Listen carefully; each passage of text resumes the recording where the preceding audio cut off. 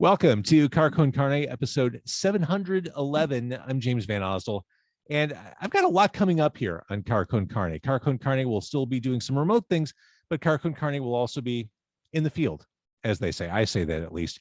Next week, there are two Situation Chicago shows at Empty Bottle. Two of them, I'm hosting night one of those shows. Tuesday night at Empty Bottle, White Mystery performing live that night. Also Mirrors and Neptune's Core. That is Tuesday night, and we'll be previewing both shows at Empty Bottle Thursday night as we have Situation Chicago, Car Con Carne.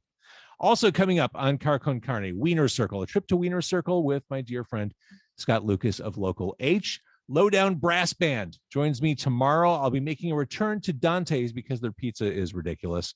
Damager will be joining me on this show. The best bartender in all of Chicago, according to the Chicago Reader, Mike Vanderbilt, returns to the show. Also, Axons will be on the show. Fort Francis, Stiff Little Fingers.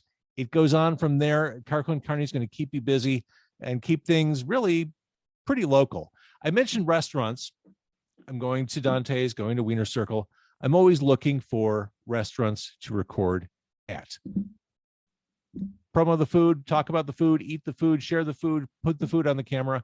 If you are a restaurateur, someone who's a restaurateur who would like to be part of the Car Con Carne experience, let me know. I also intend, as the months go on, to do a lot more on-site event type coverage. You know, I've gone to places like golf outings and Riot Fest and Cold Waves. I love doing that kind of stuff, so I plan to do a lot more of that moving forward.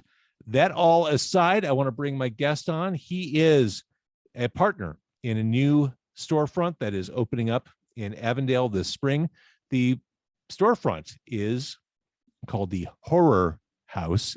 He is Vinny Malave, and Horror House will arrive in Avondale in spring. I mentioned that this is the sort of thing that speaks to me in every conceivable way. You can be part of making this launch of Horror House even better and bigger. The Kickstarter for Horror House is live right now. Vinny, lovely to see you in your cool Terrifier t-shirt. Great to see you in your Space Ghost shirt. You know, I got it from Cryptic Closet. I've heard weird things about that place. Yeah, but big fan. So Chicago's only horror shop is on the way, and I want you to know, I'm a horror fan. You know that. I've always been really careful to over enunciate horror, and I really am careful to over enunciate horror as it pertains to your shop, the Horror House. There's a little bit of risk there. Okay, that was on purpose. Yeah. So every single time I would do a horror convention, I would, especially towards the beginning when we first started doing this, I would talk to my family about it and talk to my grandma, my aunt and stuff. And when I would say, "Oh yeah, I was working a horror convention," like they would just give me this really weird look and be like, "A horror convention?" And I got it enough times that when I was trying to think of a cool name that kind of was a good name that would kind of cover everything that we wanted to do, the Horror House felt fitting because I'm like, for one, I love puns and play on words, and yeah, I just like messing with people. So I mean, it just makes it that much more. You have to go really slow when you say it. The horror. You have to, like, my lips and jaw look stupid as I say it. The horror. I look like a Johnny Quest. Lips on a cartoon. So the Horror House is in the works right now. It's going to be it's on Belmont Street, or will be on Belmont Street, 2911 West Belmont, in that cool segment of Avondale. You got Kuma's Corner, the OG across the street, Pit of Blood around the corner, Dark Matter's over there. I mean, that's become an awesome corridor and probably the perfect location for this. Yeah. Honestly, it was fate, honestly, when it comes to the location, because originally, if you're familiar with Bric-a-Brac Records just recently moved to a bigger location. And they were on Diversey, right? Diversey and Kedzie right in the corner. And they were moving, and Nick and Jen, they hit me up, and they knew that me and my brother Moses, we've been speaking about wanting a storefront for years. So they contacted us and they're like, "Hey, would you guys want to take over this place instead?" At the time, it felt, yeah, that was the perfect place. If you would have asked us, at that moment, that's the place we need. And long story short, it didn't work out, fell through. But me, Moses, and our business partner Aaron, we all three at that point, we've been talking every single day, and it was almost like just geeking each other up, thinking about cool ideas that we could do for the shop, cool collaborations, just things to make it really unique for horror fans. And when we found out we didn't get the place, instead of sulking and just waiting, that same day we hit up a place and I found the location that we're at now. And after checking it out, seeing the location, it just felt way more fitting. Like the area is perfect. Like you said, Dark Matter, Kuma's Corner, there's Demon Tap, there's Bucket of Blood, there's Tribeca's, which is an amazing sandwich spot that just opened. And Reed's Local. It's a really cool dive bar that's been nothing but great. Like every single person, every single like spot, an individual that we've met has been nothing but supportive, and just it's really cool. It's really refreshing, and it makes this jump and this like whole adventure a lot less scary, you know? Well, I want to talk about what's in. I don't even know where to start. Do I ask about what will the store have in it? Like what can we expect at the store, or do I start with the Kickstarter? I feel like you kind of both pieces of information kind of feed off one another. Well, I mean, I can tell you, better yet, I feel like maybe if I tell people about the store, it'll get them excited for the Kickstarter. There you go. All right, so what is it? It's Chicago's only horror store. Yeah, I mean, that enough is a sell line for me. I'm in. I'm there. I'll be there opening day. Have you ever been to a horror convention? I'm asking you this question knowing the answer. You don't know the answer. No, I've been to tons of comic book conventions, but I've never been to a horror convention. Those are probably smaller conventions at more of like a Ramada Inn than a Rosemont Convention Center sort of thing. Long, sweaty hallways, musty collectibles, Z-list celebrities. It's kind of long there. Okay. Our idea is, so we've when we started Cryptic Closet in March 2016, the first thing we did is we did Flashback Weekend, which is a horror convention in Rosemont. Really awesome show. We did that as our first con, and since then we just like started traveling all around, anywhere from New Jersey to Orlando. We just road trip and just hit up all these places. And that's where we met a lot of these brands that we're working with and that we're collaborating with for the shop. So the whole idea of the horror house is to bring the feeling of a horror convention where you can walk in and you can buy 3 or 4 different shirts from 4 different brands that you really love and support. And you could buy, you know, an exclusive art painting from Adam Michaels or Stephen Laurel's Holiday, and, you know, a couple figures and a Cryptic Closet comic book, all in one place without having to pay, you know, separate shipping. You know, like we want to, I guess the way I started thinking about it is like, what kind of shop would I want as a horror fan? You know, like what do I feel like I would want to see when I walk in? And for one, like I want to see really cool Halloween masks. I want to see original artwork that I don't see anywhere else at, you know, Target. I want to see shirts that aren't at, you know, Hot Topic. Like I want to see something that's a little bit more diverse. Almost like a boutique meets flea market mentality. Right. I mean, we're going to sell everything from, we're going to have original artwork, original paintings, exclusive prints that you can only get from the shop. We're going to have everything from like body care products, like bath bombs in the horror theme, to coffin shaped dog bows or pet bowls for, you know, your cat or your dog. NECA figures, stuff from Trick or Treat Studios, Cryptic Closet, all the stuff, the Fanny DeVito's. I see those out in the wild all the time. I always laugh when I see them. You know, those are our bread and butter, man. I believe it. That's been our saving grace over the past couple of years. But yeah, we're trying to do all that, as well as, like, you know, have our friend and another co-owner of the horror house. He blows glass. He has a company called Glass by Gasson. So we're gonna have exclusive little glass pieces that are horror themed. That includes a little, you know, tobacco pipes. We're gonna have. We're just trying to work with a lot of unique vendors and artists in that community that we've met over the years that we feel deserve the spot and the spotlight in our shop, you know? Well, and I think you said it. We don't, as fans, we're not looking to collect things that we can get at Target or at Walmart or easily buy online on Amazon. We want to dig for the cool shit. We want to find that cool thing that kind of speaks to us personally, that unique piece. I mean, that's what I love about Cryptic Closet. I mean, how many people have Space Ghost t-shirts in the design of Batman the Animated Series? It's that unique stuff that you can kind of claim as your own, that you had to make a special trip to get. I get the appeal of that as a collector.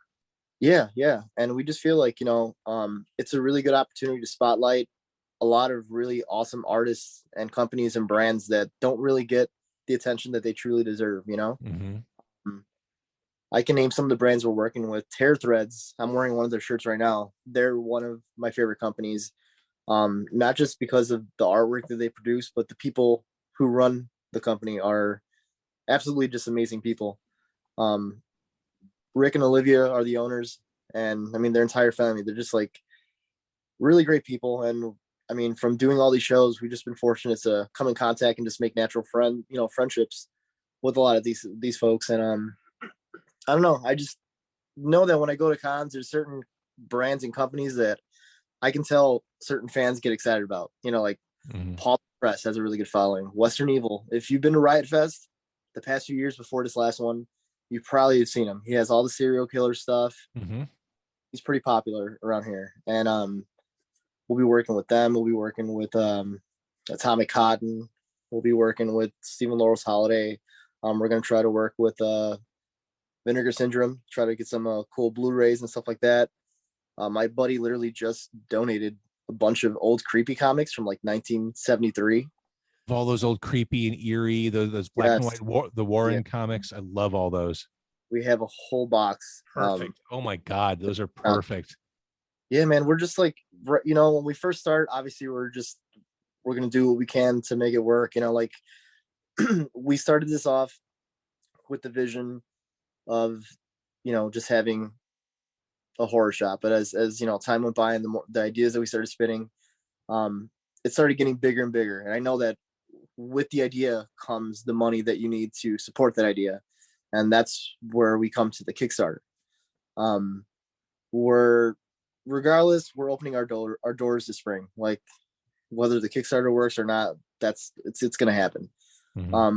The Kickstarter allows us to do a lot more. It allows us to put in a lot more wholesale orders and get the store filled with more diverse products and different things to offer to people.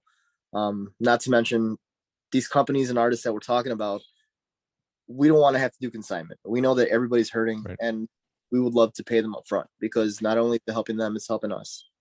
That right there, that says, I think hopefully all people would need to hear. It's like, it's not that you're looking for people to give you a small bank loan. You're really doing this to build this community around this store. Right. It's all about supporting this independent community that there's an audience for in Chicago. Right. I mean, that's the biggest thing is like when we do any kind of like show in Chicago, the horror crowd is just so dedicated and so just lively. Like you go there, they're just so excited for whether it be a convention. I mean, when we did that Joe Bob Christmas show, at the Music Box, it sold out. And like I didn't think it was gonna. I had a feeling it was gonna sell out. I didn't think it was gonna sell out in about like a week. Yeah, that's awesome. Yeah, man, I was floored, and that was the first night that we announced, the whole horror house, and that we were gonna open up a shop. And how receptive everybody was just so comforting and so like heartwarming. Because it's like that was the one thing that no matter what you look like, no matter what your background was, like we could all join on the love for horror. And when we talk about things, like you can just see their eyes light up. Like there's a place that I can go to buy like just all horror shit. Like count me in, and it's like that kind of enthusiasm where like, instead of going straight to a bank where there's like these shark infested banks, we would rather reach out to the community who gets excited about this stuff and hope that they're willing to help us out a little bit. Right now we're actually almost at the 50% goal. Which is a great sign. Yeah. And didn't get the chance to tell you this, but thank you, because I did see that you donated as well. I did. My pleasure. I really seriously. Well, and I think you said it, the beauty of crowdfunding and kickstarting something like this is that sense of ownership people have when they contribute.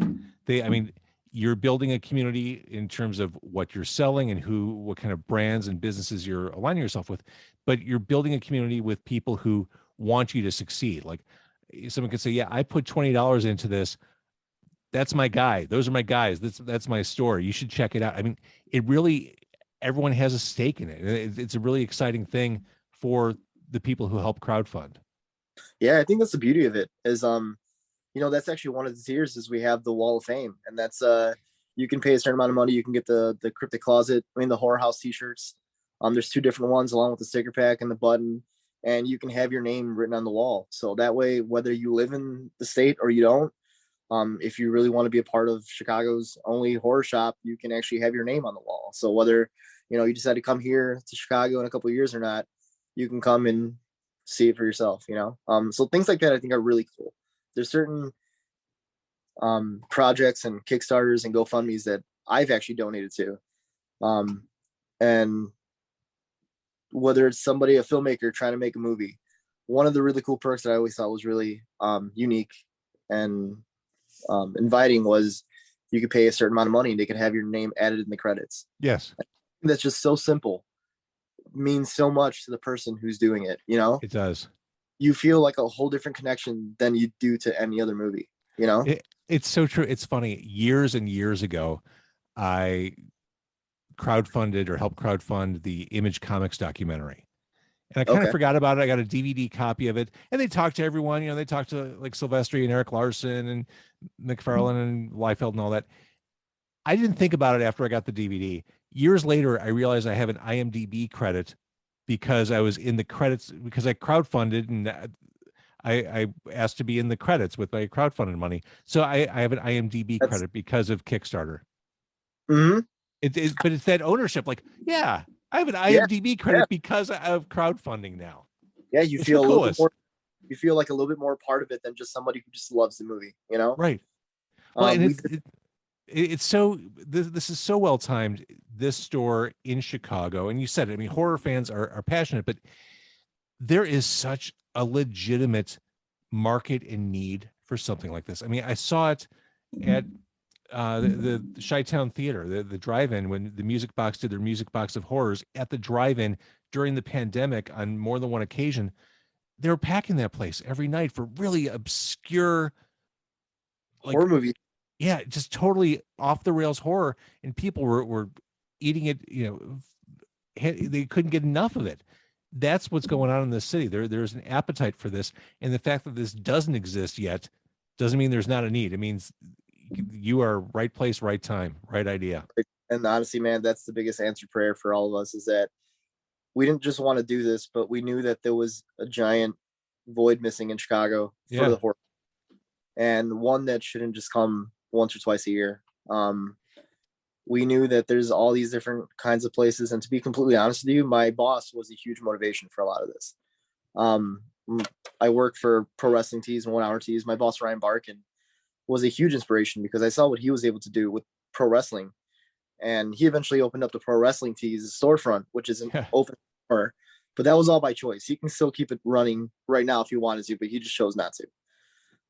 But being at now conventional wisdom says that CM Punk demand had to shut down operations for a while. Was that true? That was incredibly true. Yeah. Okay. He record for most shirts sold. God, that's amazing. Yeah, to do that, here's another one. To do that and do it with a white t-shirt, that's a whole nother level of popularity. It really is. A white t-shirt for sure. Yeah, doing it with a black shirt, that's one thing. But doing it with a white shirt where most people don't want to wear on the white shirt, that just goes far your reach goes, Without a doubt. So he inspired you just watching what he did. Yeah, and seeing, just because this is one thing I did notice from doing shows. Wrestling fans and horror fans are almost one. Like they're almost identical. And a lot of fans who love horror also like wrestling. They just kind of go together.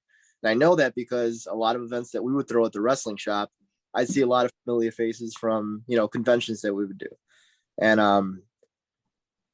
I just knew that if there was somebody who took the leap of faith on the genre itself and actually opened up a shop that was fully dedicated to that it would succeed. And my biggest thing is we wanted to be the first people to do it, Yeah, and for sure. It ended up working out to where we're going to do it, and on top of that, we're going to have some pop-ups from a couple of the vendors who don't really come out here that often. We're gonna have in-store signings from celebrities. We're trying to see if we could possibly get Butch Patrick, before the week of the opening. We're just trying to do everything we can to just make it a really cool, unique spot. The Joe Bob Christmas show that we did at Music Box Theaters, Music Box Theater, I don't know, same theaters. That's only one of many things that we plan on doing. We want to do stuff like that. Not to mention, I'm not sure if you've gotten wind of this, but there's going to be an Alamo Draft House that's opening in Chicago soon. Over in Wrigleyville. Yeah. So there's a lot of really, I feel like for fans like us, there's a lot of really cool things opening up in Chicago. And for me, the first thing I think is, what kind of collaborations could we do with the Horror House and Alamo Draft House? Whether it's movies in the cemetery or whatever, like there's a lot of cool things that I feel like can be done. And it can be done successfully. That's right. The thing. Like these aren't crazy, pie in the sky ideas. These are legit things that people would be drawn to. Right. And that's what I'm saying. Some people don't understand it. It's the people who've never been to a horror movie or have never been to Music Box of Horrors. Like those people may not get it, but like we do, and I have complete faith in what we're doing. My brother Moses, our buddy Aaron, like we know what we're doing. And with this Kickstarter, it's just going to help us extend our reach and be able to do a lot more, whether it be promotion wise, getting a brand new, really cool sign for the shop. We have a giant wall on the side of the building that we could paint and use as advertisement for free, but it's kind of costly to get somebody to do it.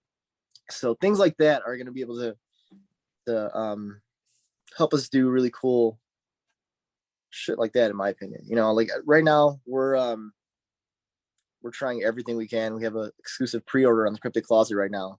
If you're a fan of Scream, we have a really cool stab designed by Stephen Laurels Holiday, and all the proceeds are going to the fundraiser.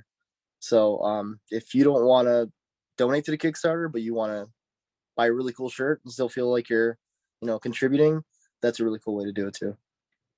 I love that. It's funny. Back when we were kids, our parents were younger, they would spend the day at the mall, just make a day of it, 9 a.m. till like 2 or 3 p.m., stop for lunch. I kind of look at this Avondale corridor as my version of a shopping mall. It's like, yeah, maybe I'll go to Bucket of Blood, or I'll start with Dark Matter, and then I'll go to Bucket of Blood, wander over to your place, the Horror House, go to Kuma's for lunch. What a day. Like it's going to be an awesome summer. Dude, I am so excited, man. I'm so excited. Also, I can't wait for the first pervert to come into our shop thinking it's an actual horror house. That's what I'm anticipating. Now, there's no crossover audience between perverts and horror fans? Oh, no, for sure. That's why there's always tits in a lot of those 80s movies, For sure. It all intertwines. We can find a way to make it work. You can be a pervert, you'll somehow walk out with a Fanny DeVito. So if you're just joining us, be it on video, audio, or whatever, the Horror House is coming to Avondale, 2911 West Belmont. It's a done deal. That is going to happen. That store is being erected as we speak, but it can be made even better by contributing to the Kickstarter, which you can just find by going to or searching Horror House on Kickstarter. Yeah. So I'll ask you the final question, which kind of ties back to some of the stuff we've been talking about. Not everyone gets horror. What is it about horror? What is it that speaks to you? What makes you so excited about this medium, be it in print, film, whatever, that makes you want to basically build a career and a life around it? I think it's a mixture of the thrill that I get of watching a horror movie mixed with the feeling of nostalgia, because when I was growing up, that's all I did. I would go to my uncle's house and he would throw on a random horror movie I've never seen in my life, and I'd watch it and end up not sleeping that night thinking about Fright or thinking about, fucking people under the stairs. And I watch them now just for the pure enjoyment. Like, I know it's morbid, I know it's dark, like it's no different than somebody loving metal music or loving whatever they love. People get at me about liking wrestling, and it's like some people get it, some people don't. But at the end of the day, when I watch a horror flick, I just enjoy it. I like to be able to enjoy the wild ride of whatever the story is, and then the moment it's over, it's over. So would I want an actual horror movie to happen to me personally? Absolutely not. But watching it and getting lost in a film is I think it's a beautiful thing, and it's one of my favorite things in general. Whether it be a horror movie, a comedy, stand up, like I enjoy getting lost in those forms of entertainment. You said it. The same thing for me. I mean, for me, it's that escape, it's that thrill. And people will ask me the same question they ask you. You watch something that dark or that violent or that gory, are you okay? Isn't that like bad, bad for your mental health? For me, it's great for my mental health. It's a way to check out, do something kind of subversive by watching this unfold on screen and kind of follow the story and lose myself in it. Then by the time that 90 minutes, 2 hours is over, I feel like completely refreshed and completely healthy. To me, it's a perfect emotional diversion. No, I agree. Honestly, the feeling that most people would assume that I would have from watching horror movies, I get from watching the news. I watch it, For real. yeah, For and I'm like, real. me sick to my stomach, and the fact that it's all real is like that's way more frightening than anything fucking Art the Clown or Jason Voorhees or fucking anybody can do on screen. Speaking of Art the Clown, you're wearing the Terrifier t-shirt. Yep. How excited are you for the Terrifier 2, the Terrifier sequel coming out? Dude, I can't wait. I can't wait. I know, like I think we were talking about before, I know that I don't know if it was a Indiegogo or Kickstarter or whatever it was, they exceeded their expectations. So I know that their budget was a lot bigger than they were expecting. So I can only imagine that it's going to reflect in the movie itself, and it's going to be twice as good as the first one. There's so many great scenes in that first one, and I think we've all watched it over and over on Netflix. It just even at the pizza parlor, that early scene in the movie, just the cutting in half scene. There's so much to recommend. That first Terrifier movie, it's so great. Art the Clown, I would say best evil clown in movie history. He is, and you know what's even cooler that people don't give him credit for is that you can compare him to Pennywise, but this guy's eerie and unnerving, and he doesn't say a goddamn word. That just brings like an extra layer of creepiness when you don't hear him speak at all. And he's vaguely dirty and just kind of, he looks evil. He looks like pure evil. Yeah, like if he was in an alley, I would shit myself. Like, I would. Like purposely, I would legit shit myself so he could smell it and then hopefully leave me alone. Right, provide a diversion. Well played. All right, Vinny Malave, Horror House is coming. You have no specific date yet other than spring, correct? Listen, if the city gives us the okay, we're aiming towards Monday, May 2nd. That's so soon. That's exciting. Yeah. Okay, fingers crossed. And again, if you're watching or listening, Kickstarter, help this. If you're a horror fan, if you're just a fan of independent retail, supporting independent brick and mortars, go to the Kickstarter, help them out. Horror House, and then we'll hang out there all spring and summer long. Yeah, absolutely. And if for some reason the city doesn't allow us to open that time, just follow the Horror House shop on Instagram or Facebook. We'll be posting all updates on there. That includes all the updates for the Kickstarter, any projects. We're also going to be doing a fundraiser on Friday, April 8th. It's going to be at Reed's Local. It's from 7 till last call. We're going to do wrestling from 7 to 10 p.m. And then we're going to do horror movies and karaoke the rest of the night. Fantastic. We'll have a little mini version of what our usual setup is at a con. We'll be selling some of our stuff and just hanging out. So if anybody wants to come out, there's a $10 suggested donation that includes some barbecue, some food. That's free. And hopefully have a really cool time and do some cool shit and hopefully make some cool memories. Because all I know is I'm anticipating May, and I do want to say in advance, any single person who's listening to this, whether you liked or commented or shared it, or if you're going on the Kickstarter right now, just take a look at the page. Thank you, because the more help, I don't know. I'm speechless at this point because I'm a little bit overwhelmed, and just want to say thank you because we've had a lot of people reach out and say things to us and give a lot of really encouraging words, and we know that we're doing the right thing, and we're hoping that come May, we'll get to see a lot of your pretty faces when we open our doors. Hell yes. You got this. You're going to do this. Yeah, for sure.